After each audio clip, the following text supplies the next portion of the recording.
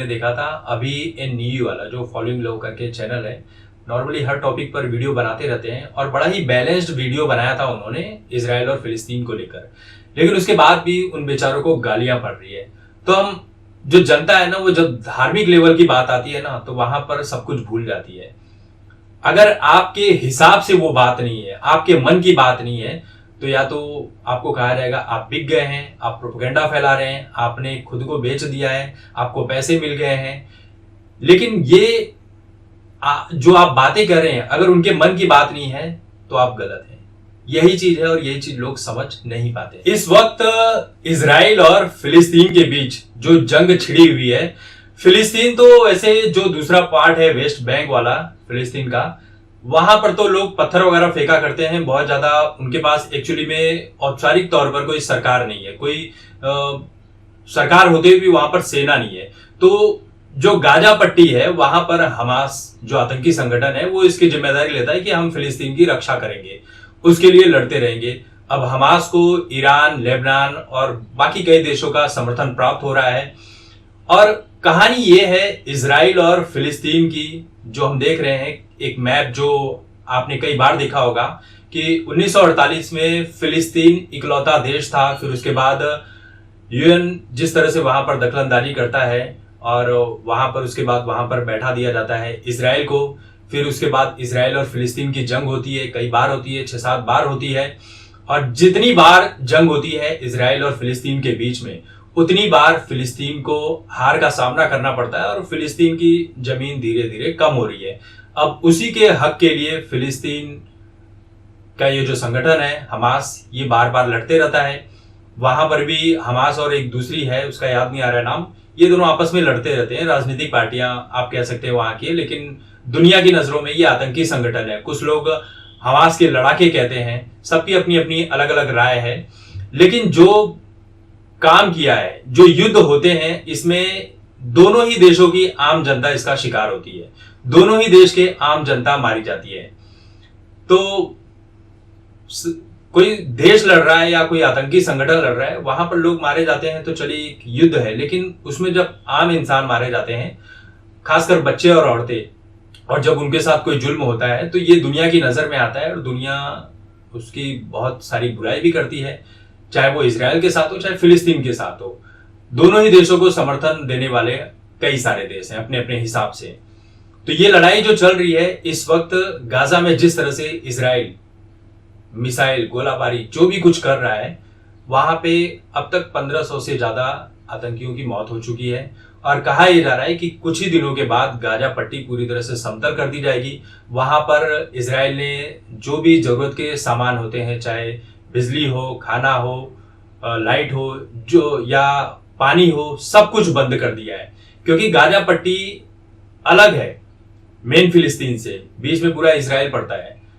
तो जो भी जरूरत के सामान देता है वो इजराइल ही देता है, लेकिन अब इजराइल ने वो चीजें देना बंद कर दिया है। दूसरी तरफ हमास के जो आतंकी हैं वो घरों में घुस घुस कर जो भी अंडरग्राउंड बनाए गए हैं जगह छुपने के लिए, इजराइल के लोग बना कर रखे हैं, वहां पर घुस घुस कर इजराइल के लोगों को मार रहा है। तो ये सारी चीजें चल रही है। हमारे देश में इसकी अलग ही राजनीति चल रही है।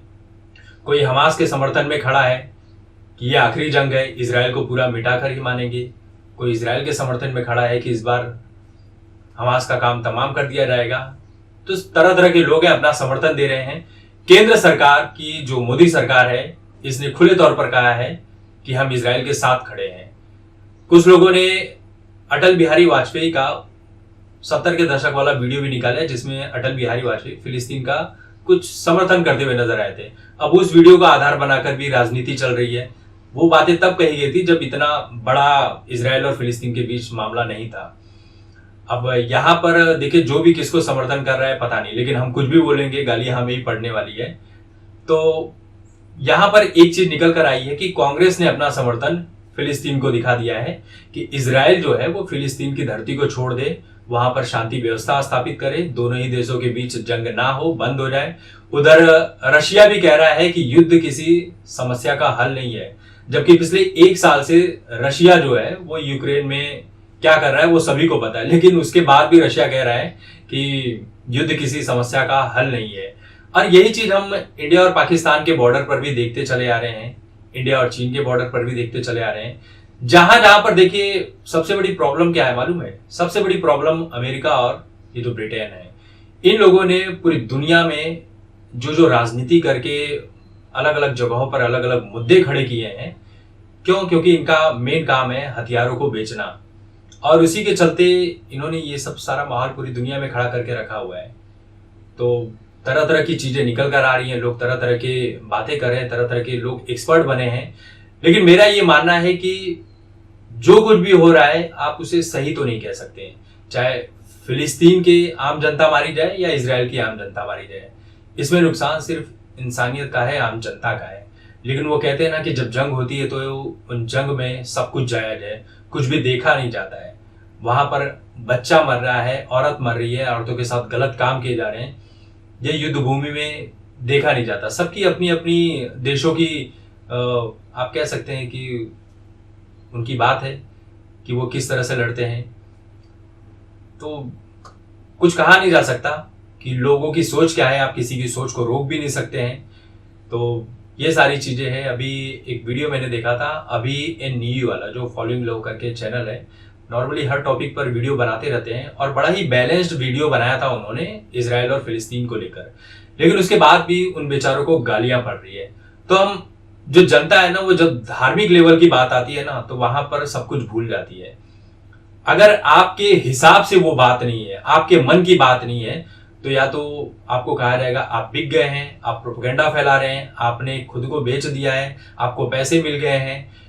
लेकिन ये जो आप बातें कर रहे हैं, अगर उनके मन की बात नहीं है तो आप गलत हैं। यही चीज है और यही चीज लोग समझ नहीं पाते।